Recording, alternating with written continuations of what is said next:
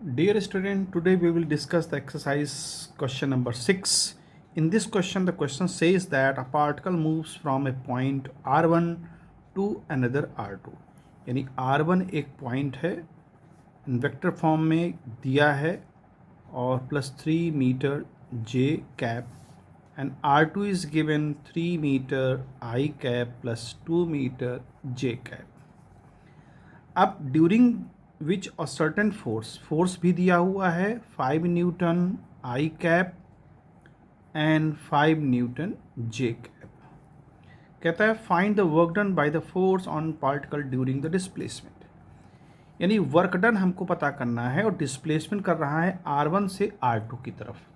तो जब भी कभी इस तरह का होता है तो हम एक पोजीशन वेक्टर से डिस्प्लेसमेंट R2 माइनस R1 निकाल लेते हैं.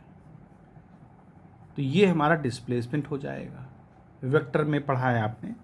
तो 3 मीटर I कैप और 2 मीटर J कैप में से माइनस कर देंगे हम 2 मीटर I कैप और plus 3 meter J cap.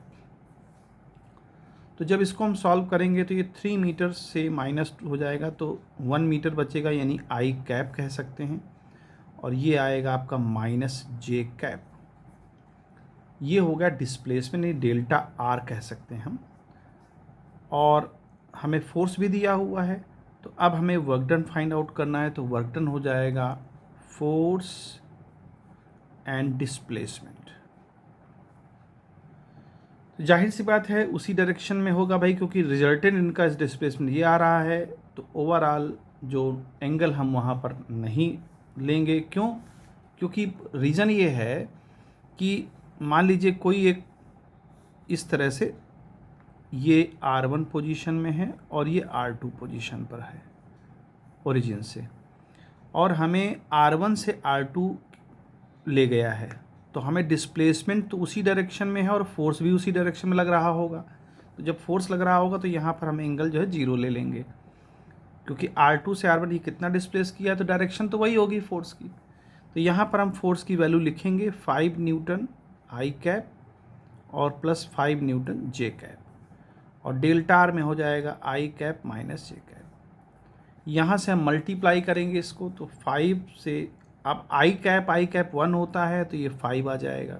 I dot I हमेशा I डॉट I 1 होता है. I डॉट I ये 1 वैल्यू होती है. J डॉट J ये 1 वैल्यू होती है, और K डॉट K भी 1 होता है. हाँ, I और J का डॉट 0 होता है. तो यहाँ तो हमें तो I और देखिए पहले ये I का I से होगा तो ये 5 आ गया. अब I का J से होगा तो 0 हो जाएगा. देन इस J का I से करेंगे 0 हो जाएगा, बट इससे करेंगे तो -5 आ जाएगा. तो हमारे पास जो आंसर आ जाएगा वो 0 आएगा, यानी जो वर्क डन होगा वो वर्क डन 0 होगा. तो इस तरह से करेंगे इस क्वेश्चन.